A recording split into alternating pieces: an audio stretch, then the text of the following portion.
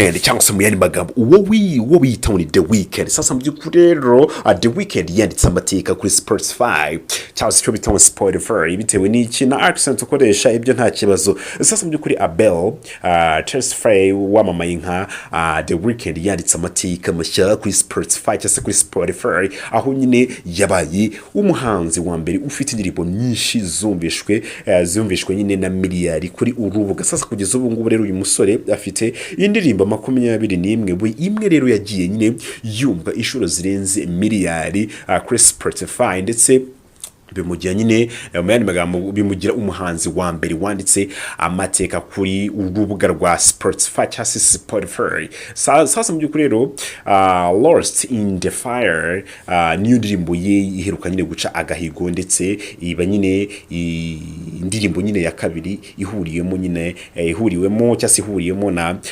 Gersa Firstein ifashije rero kubigira, yamufashije nyine kubigira. Uretse ibyo rero uyu muhanzi aheruka nyine gushyirwa mu byiciro byinshi by'abahataniye ibihembo bya Billboard Music Award, ahataniye rero muri Top Billboard Global 200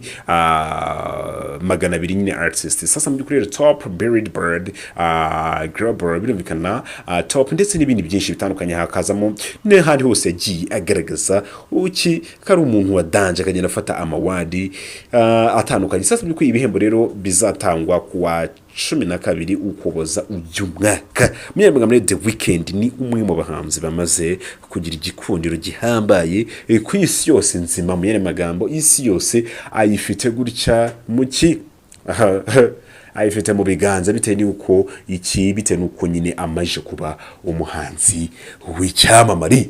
Yemwe ese nawe urakora iki kugira nawe wamamare nawe uzamuke? Ndagushimiye.